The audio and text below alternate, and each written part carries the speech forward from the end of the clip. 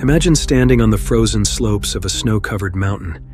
The relentless wind howls like a beast, tearing through the thin fabric of your shelter and stealing what little warmth you have left.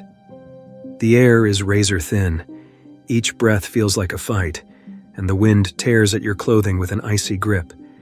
The sky above is an endless stretch of deep blue, while beneath you, a vast and powerful landscape of snow and rock drops away into the distance. Your heart races as you take a deep breath of the freezing, thin air, feeling the intense cold seep into your bones. Then you take another step, and the mountain challenges you once more. This is Mount Denali, the highest peak in North America. With a fatality rate of around 9 deaths per 100 successful summits, Denali holds a grim record. Not only is it the tallest mountain in the land of the free, it is also the deadliest, and as you press on, you begin to see why. You can't shake the feeling that this mountain is alive, watching, waiting for the slightest misstep. The summit seems impossibly far away, shrouded in clouds and mystery. But you push forward, driven by a desire to conquer this colossal peak, knowing full well that every step could be your last.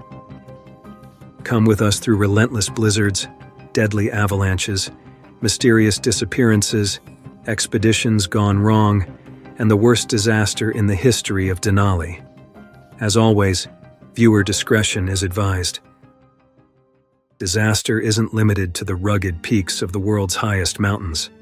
Luckily, Aura, the sponsor of today's episode, is part of our search and rescue team.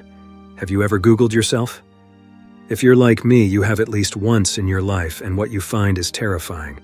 Your name, email, phone number, and personal information is out there for absolutely anyone to buy for the right price.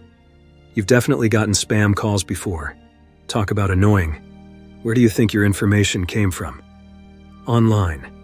It's great to live in an amazing world where you can find anything you want in just a few seconds, but it's also very unsettling.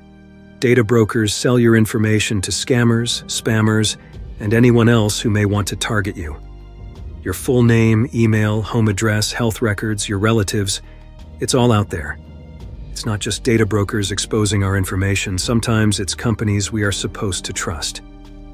Recently, AT&T revealed that over 73 million customer records, both existing and former customers, were released on the dark web. They recommend those affected use strong passwords, monitor account activity, and consider credit freezes or fraud alerts from credit bureaus. That's why I've been using Aura. Aura shows me which data brokers are selling my information and automatically submits opt-out requests for me. Cleaning up my information not only helps reduce the amount of spam I get, but it protects me from hackers who could use this information to help them access my social media accounts, bank accounts, or other sensitive information. Well, Aura does all this for me. And best of all, I don't have to download several different apps just because a company couldn't keep my data secure. If my info was compromised in the AT&T data breach, I wouldn't worry, because Aura is always on, always doing the hard work of keeping me safe. I'm not leaving myself and my family vulnerable to data breaches, and if you don't want to either, you can go to https://aura.com/extremeedge and try your first 2 weeks for free. Also linked below in the description. Let's say you are trapped high on a mountain in the middle of a blizzard at 19,600 feet. At such high altitudes, every breath is a battle. The world below you are obscured by swirling snow and cold gnaws at every inch of your body. But the mountain has no mercy, and the storm that surrounds you shows no sign of letting up. In these conditions, what do? This was the nightmare faced by Zulkifli bin Yusuf. Zulkifli was a 49-year-old climber from Malaysia, and he was no stranger to adventure. He had a passion for mountaineering that had driven him to tackle some of the world's highest peaks. Climbing Denali was a dream, a challenge that would test his limits and bring him to the pinnacle of North America. But as he began his ascent, he knew that Denali was unlike any mountain he had faced before. Standing at 20,310 feet, Denali is well known for its brutal weather, with temperatures that can plunge to -75 degrees Fahrenheit and winds that can exceed 150 miles per hour. The mountain's unique position near the Arctic Circle causes drastic weather differences, making it one of the coldest and most dangerous climbs on Earth. Zulkifli must have known this and prepared well. He was part of a group of 3 climbers who had trained extensively for this expedition. But was it enough? The journey began well enough. The ascent started smoothly, with everything going according to plan. But as they climbed higher, the weather began to turn. Denali's storms are infamous for their sudden ferocity, and this one was no exception. What began as a mild snowfall quickly escalated into a full-blown blizzard, with winds reaching speeds that could knock a man off his feet. Visibility dropped to almost nothing, and the temperature plunged far below freezing. The group was forced to make a critical decision, to press on or to seek shelter and wait out the storm. Knowing the risks of continuing in such conditions, they chose the wiser decision, seeking shelter. At an altitude of 19,600 feet, they dug a snow cave, hoping it would provide enough protection to ride out the storm.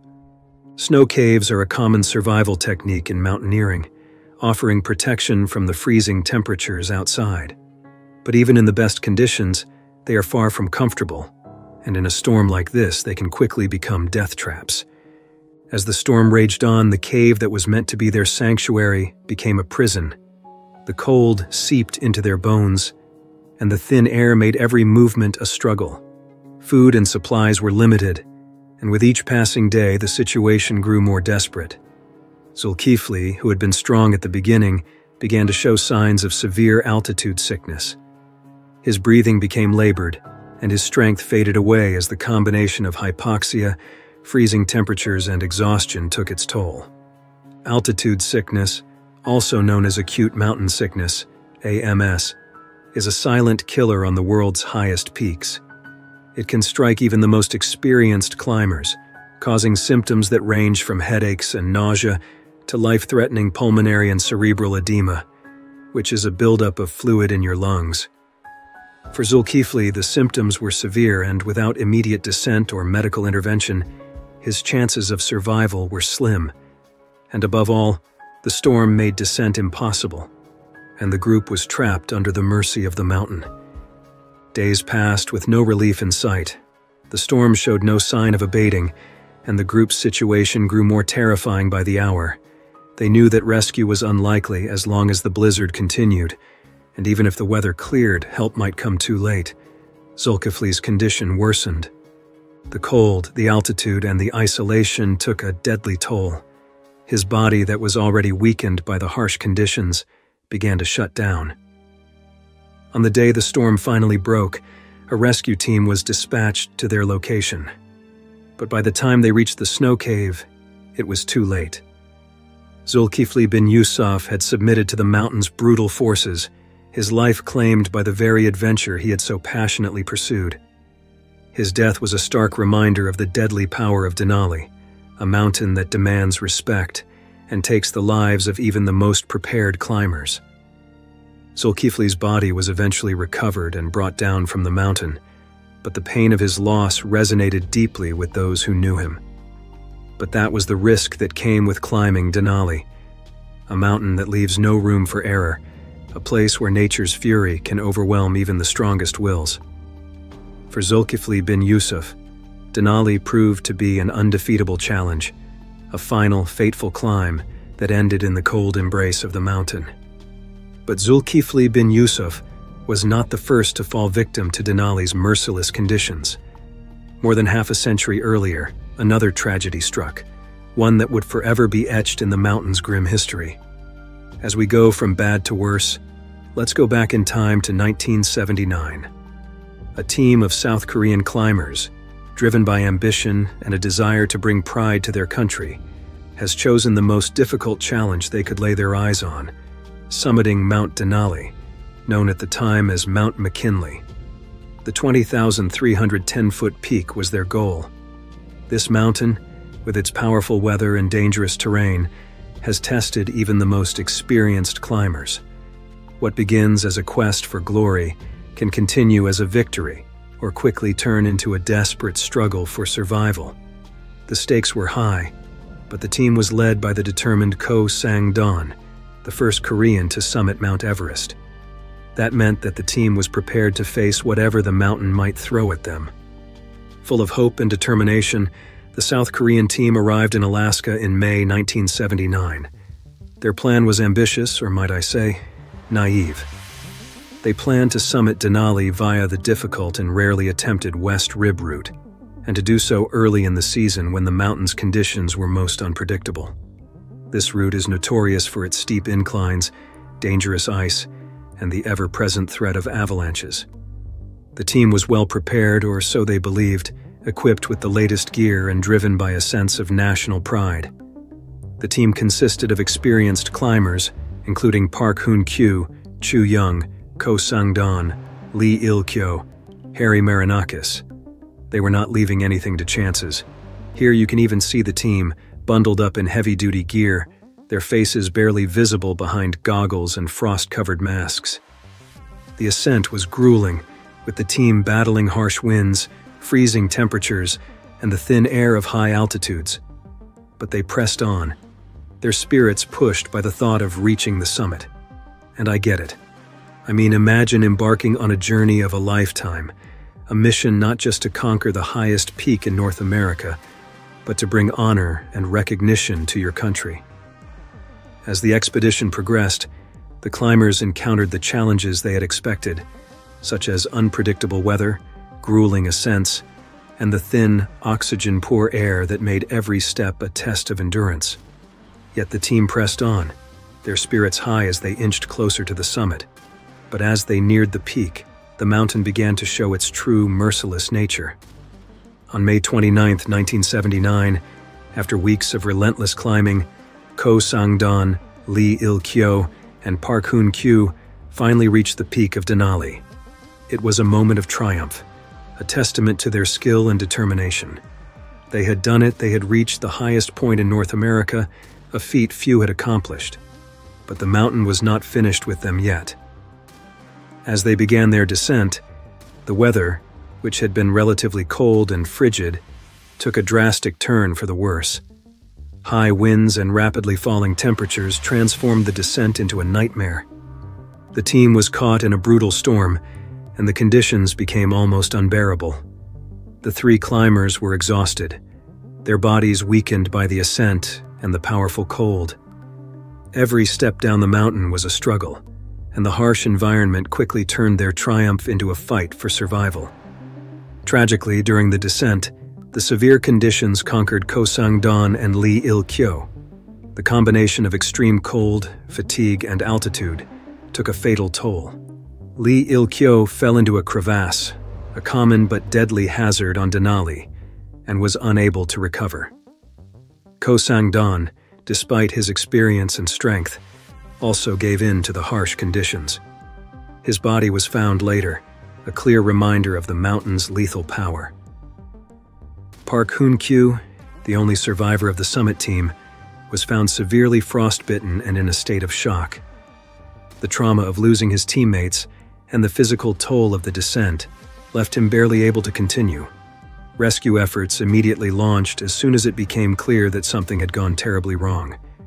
A helicopter was dispatched to the mountain, and rescuers braved the dangerous conditions to reach Park.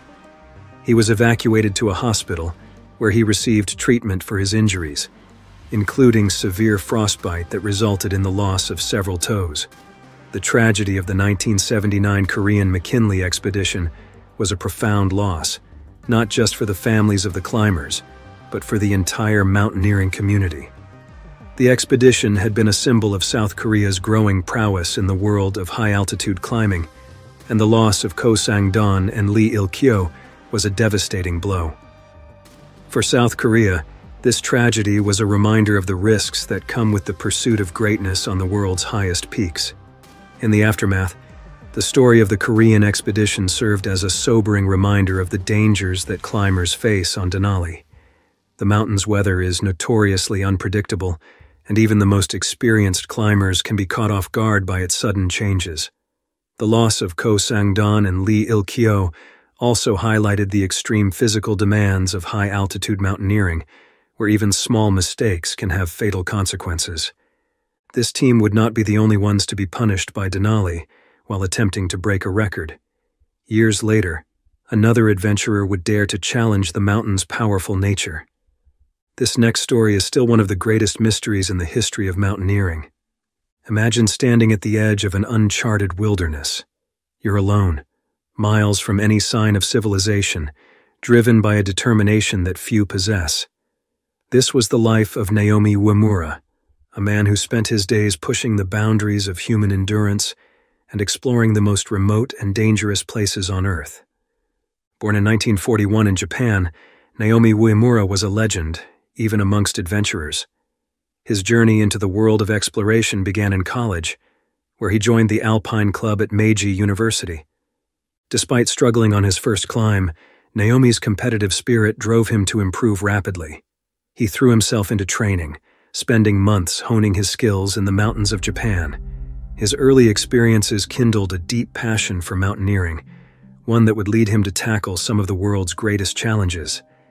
By his mid-20s, Naomi had already achieved feats that would make any adventurer envious.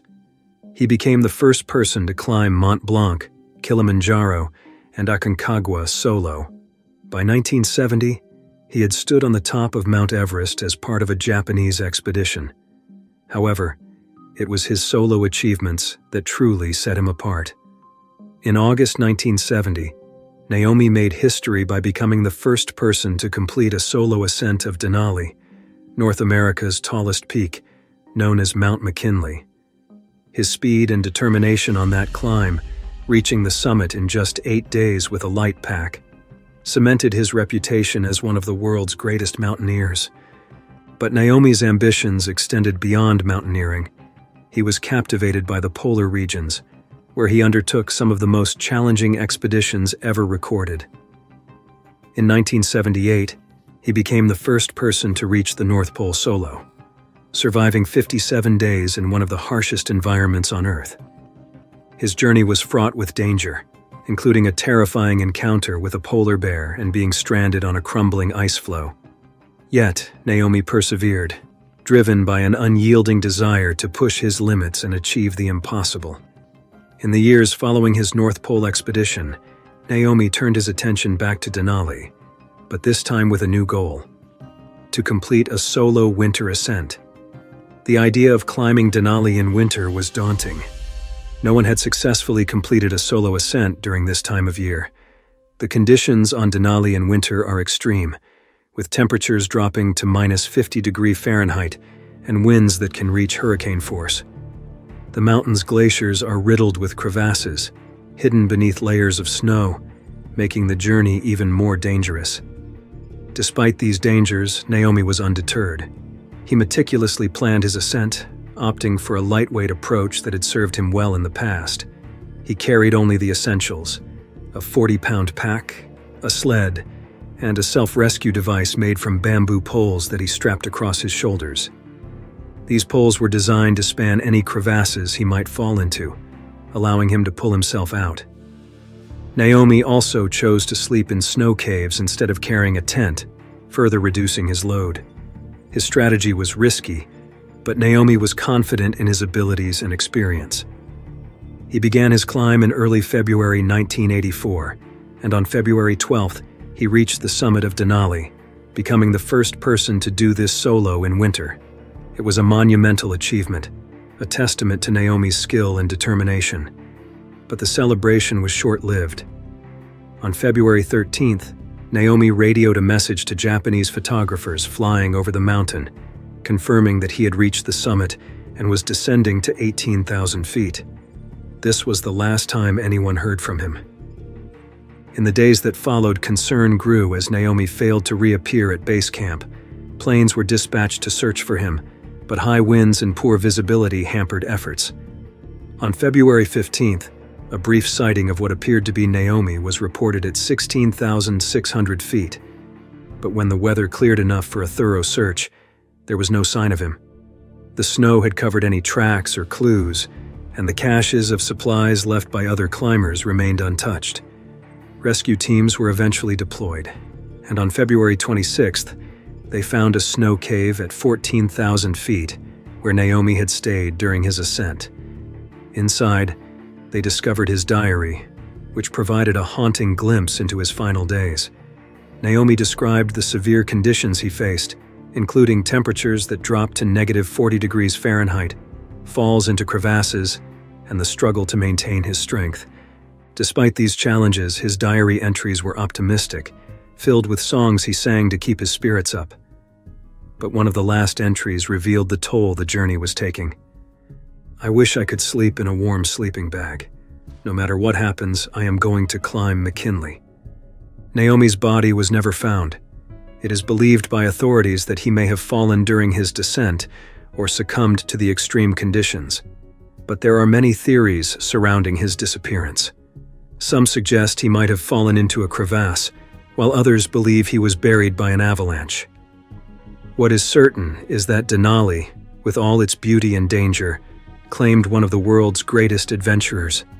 As we've seen through these tragic stories, Denali is a mountain that demands respect. But what is it that makes this peak so deadly? While it may not be the tallest in the world, Denali is often considered one of the most dangerous mountains to climb, and for good reason. The mountain's extreme weather conditions, unpredictable avalanches, and dangerous terrain combine to create a lethal environment for climbers. The first threat that climbers face on Denali is its extreme weather. Situated in Alaska's interior, Denali is subject to some of the harshest weather conditions imaginable. The mountain's latitude plays a significant role in this, exposing it to cold Arctic air masses that sweep down from the north. Even during the climbing season, which spans from May to July, temperatures can plummet to -50 degrees, especially at higher elevations. These temperatures are life-threatening, as they can cause frostbite in minutes and make simple tasks incredibly difficult. Climbers often face winds that can reach hurricane force, turning the climb into a battle against the elements.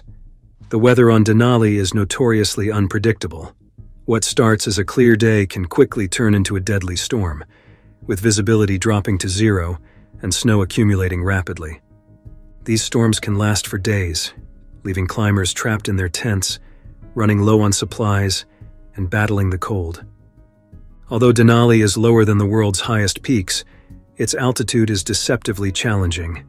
The mountain's northern location means that the air is thinner than at equivalent altitudes in other parts of the world.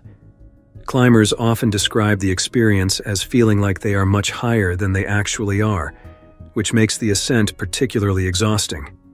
Acclimatization is essential, and climbers must spend days or even weeks at intermediate camps to allow their bodies to adjust to the lack of oxygen.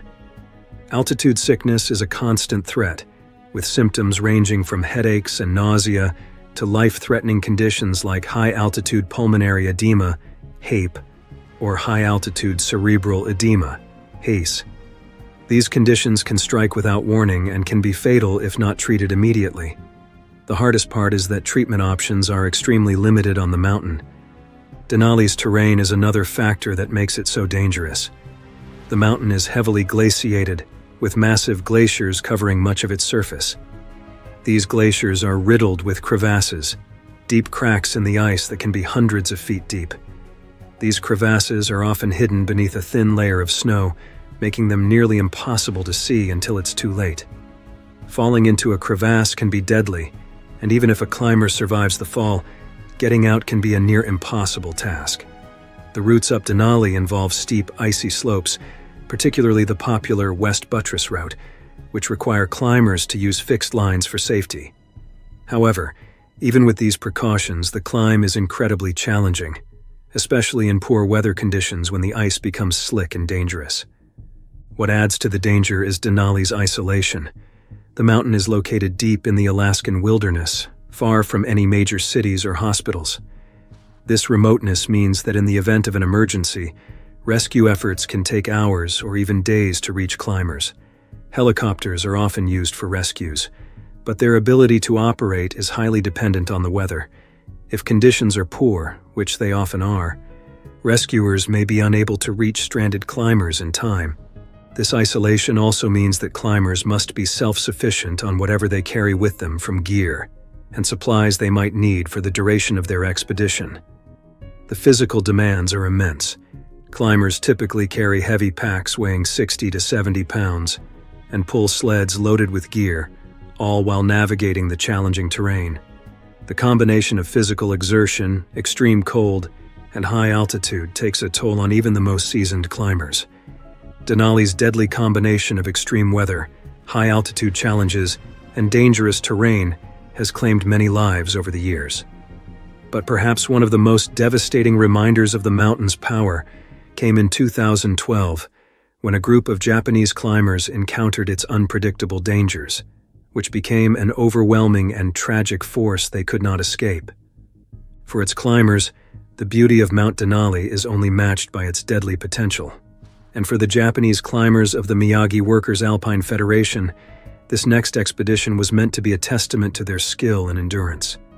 Wait until you see how they discovered the dark side of summiting Mount Denali in the early hours of June 14, 2012. The expedition consisted of 5 climbers: Yoshiaki Kato, Masako Suda, Michiko Suzuki, Tamao Suzuki, and Hitoshi Ogi, all experienced mountaineers from the Miyagi Prefecture in Japan. Their goal was to summit Denali via the West Buttress, the most popular route but one not without its dangers. The group, seasoned in both mountaineering and teamwork, had planned meticulously for the climb, understanding well the risks that Denali posed. In the days leading up to the fateful avalanche, the team had been battling difficult conditions. Heavy snowfall and high winds had plagued their ascent, creating dangerous snowpack conditions. Despite the challenges, the climbers were determined, inching their way closer to the summit with each passing day. However, nature had other plans. On the morning of June 14th, around 2 a.m., the group was descending from their high camp, navigating through an area known as Motorcycle Hill. This section of the West Buttress route is notorious among climbers for its steep incline and the tendency for snow to accumulate, increasing the risk of avalanches. The snow was deep, and the team was moving carefully, all roped together for safety. But in the darkness and cold, disaster struck. Without warning, the snow beneath them gave way, triggered by the fragile conditions. An avalanche roared down the slope, engulfing the climbers in a matter of seconds. The force of the slide was so powerful that the rope connecting the climbers snapped, sending them tumbling down the mountain. 4 of the climbers, Kato, Suda, Michiko, and Tamao, were swept into a deep crevasse, their lives likely extinguished instantly as they were buried under tons of snow and ice. Incredibly, Hitoshi Ogi, the oldest member of the team, survived the initial slide. He too was pulled into the crevasse, but by a stroke of fortune or sheer will, he managed to climb out with only minor injuries. The scene around him was one of utter devastation. His teammates were nowhere to be seen, lost beneath the snow. Alone and in shock, Ogi realized that the chances of finding his friends alive were slim to none. Faced with the harsh reality of the situation, Ogi began a solitary descent down the mountain, a journey that would take him over 14 hours.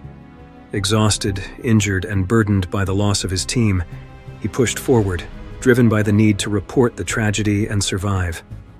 Finally, on the evening of June 15th, he arrived at the Kahiltna base camp at 7,200 feet, where he reported the avalanche to the National Park Service.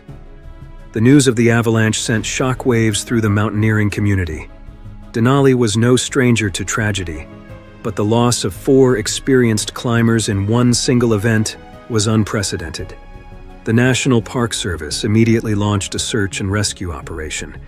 Rangers conducted aerial searches of the avalanche site using helicopters, but the conditions were challenging, with no signs of the missing climbers or their gear visible from above. Over the next 2 days, search efforts intensified. Rangers, volunteers, and even a search and rescue dog were deployed to investigate the scattered field on Motorcycle Hill. However, the searchers faced significant risks themselves. The avalanche conditions were still present, and the unstable snow made the operation extremely dangerous. On June 16th, the search was officially called off. The decision was made after finding the broken end of the rope that had connected the climbers, frozen in compacted snow and ice inside the crevasse where Ogi had fallen. Further excavation was deemed too hazardous, and it was presumed that the bodies of Kato, Suda, Michiko, and Tamao would remain entombed in the mountain. The tragedy of the 2012 Japanese expedition shows even the most experienced climbers can be caught off guard by the mountain's unpredictable forces. But the mountain's dangers are not reserved for large groups alone. Solo climbers, too, face immense risks on these icy slopes. This was the experience of T. Hagiwara, a seasoned mountaineer from Sapporo, Japan, who set out to conquer Denali's summit alone in May 2024. His journey, meant to be a strong display of determination and the triumph of the human spirit, would end in tragedy. Hagiwara, in his mid-40s, was no stranger to the challenges of high-altitude climbing. Known for his meticulous preparation and passion for solo ascents, he had previously conquered several significant peaks. His attempt to summit Denali, North America's highest peak, was another ambitious challenge. Denali's West Buttress route, though the most popular path to the summit, is far from easy. It involves steep ascents, dangerous icy traverses, and unpredictable weather conditions, all of which can turn deadly in an instant. Hagiwara began his climb in early May, keeping in touch with his family through a satellite communication device. This device allowed him to send regular updates, a crucial lifeline given the isolation of his journey.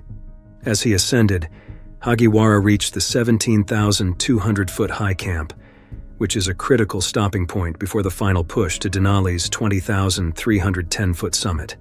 From here, climbers must navigate the infamous Denali Pass, which is a narrow and perilous traverse that has claimed many lives over the years. On May 15, 2024, Hagiwara was seen by another climbing team as he attempted to traverse from the 17,200-foot high camp toward Denali Pass at 18,200 feet. This section of the mountain is notorious for its icy conditions and exposed terrain, where a single misstep can lead to a catastrophic fall. Unfortunately, this was Hagiwara's fate.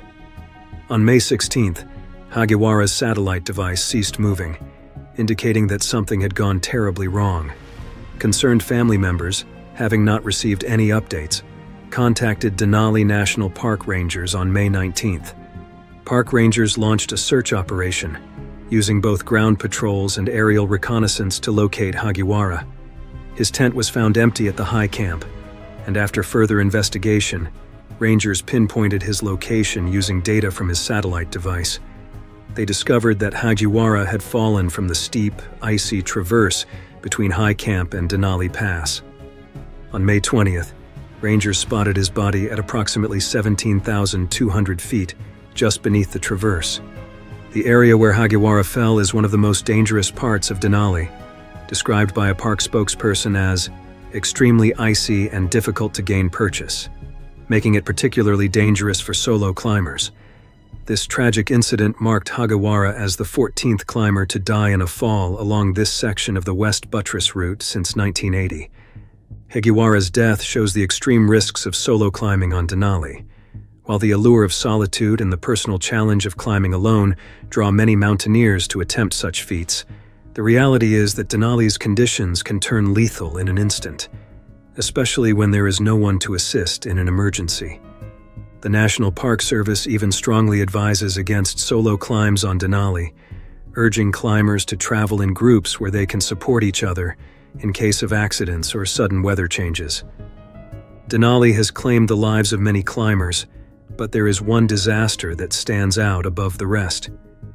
It's a story of ambition turned to tragedy, where the mountain's wrath was unleashed in a way that few could have imagined, leading to one of the most catastrophic events in North American mountaineering history. The last story in our episode takes place in July of 1967, on the icy slopes of Denali, where trouble is looming. The cold, normally intense, has become even more biting, and the wind roars like a freight train. The summit is within reach, but the mountain, with all its grandeur, has decided to fight back. This was the terrifying reality for the 12 climbers of the Wilcox expedition in July 1967, a climb that would go down in history as one of the deadliest disasters ever to strike Denali. Led by Joe Wilcox, a 24-year-old graduate student, the expedition consisted of 12 climbers. The group was a blend of two teams, one from the East Coast and one from Alaska. The merger of the teams wasn't ideal, with members coming from different backgrounds and varying levels of experience, but they united under a common goal: to climb Denali via the West Buttress, the same route many climbers have successfully taken. The summer of 1967 seemed like the perfect time to make their attempt, but the expedition would soon find itself at the mercy of Denali's most lethal weapon: its weather. From the start, the team faced challenges. Denali's notoriously unpredictable conditions made every step dangerous. But by July 15, 1967, 4 climbers from the group had already made it to the summit, enjoying rare clear skies and relatively calm conditions. For them, the journey was a success. They stood atop North America, victorious, their spirits soaring as they looked out over the vast expanse of ice and snow. But the celebration was short-lived. For the 7 climbers still below, the mountain had a different fate in store. As the remaining team members prepared for their own final push toward the summit, the weather began to worsen. An unexpected storm rolled in, and by July 18th, they were caught in what would later be described as the worst storm ever to hit Denali. Winds tore across the mountain at terrifying speeds, with some estimates suggesting gusts that reached up to 300 miles per hour, while blinding snow reduced visibility to nearly zero. For days, the climbers were trapped in their camps at around 19,000 feet, unable to move, unable to descend to safety. They had no means of contacting anyone for help. Their bodies were assaulted by the freezing temperatures, and their tents and gear were no match for the storm's ferocity. Even though they were experienced climbers, nothing could have prepared them for this. Desperate, the group attempted to dig into the snow to protect themselves from the biting wind. But the storm, relentless in its fury, showed no signs of easing. Rescue attempts were impossible due to the extreme weather, and for those waiting at lower altitudes, the fate of the 7 climbers remained a chilling mystery. The storm raged on for days, isolating the climbers from the outside world. Attempts to communicate were met with static and silence, as the storm's fury drowned out any communication. When the storm finally subsided after nearly a week, rescue teams were dispatched to search for the missing climbers. What they found was nothing short of devastating. The bodies of the climbers were discovered scattered across the slopes, frozen in various states of distress. Some were still wrapped in their shredded tents, while others appeared to have attempted to dig makeshift shelters in the snow before succumbing to the brutal cold. Others were huddled together, bracing against the wind, or still clutching their ice axes, as if trying to claw their way to safety. They had all frozen to death, and their bodies were preserved in the ice as a haunting testament to the storm's power. The 7 climbers who perished in the storm were Jerry Clark, Steve Taylor, Dennis Lushterhand, Mark McLaughlin, Anshel Schiff, Hank Janes, and John Russell. Their deaths were the worst climbing disaster in Denali's history. News of the tragedy sent shockwaves through the mountaineering community. Joe Wilcox, the leader of the expedition, survived the ordeal and faced intense scrutiny and criticism in the aftermath. Some blamed him for the disaster, questioning his leadership and the decisions made by the team. But Wilcox and other survivors pointed out that the storm was unexpected and that no amount of planning could have mitigated. Many mountaineering experts later agreed that the storm's intensity was beyond anything that could have been anticipated or survived. Even experienced climbers, equipped with better gear and technology, would have struggled to endure such conditions. For the 7 climbers, it was just a case of being in the wrong place at the wrong time. The 1967 Wilcox expedition remains one of the darkest chapters in the history of Denali. But the stories we've shared all highlight the thin line between triumph and tragedy, courage, and catastrophe on this deadly mountain. With each step taken on Denali's dangerous slopes, climbers must confront the dangers of this mountain. So, knowing the risks, what do you think drives people to keep returning to Denali's powerful terrain? I'd love to hear your thoughts in the comments below. Thanks for watching, and I'll see you in the next one. Stay bold and live brave.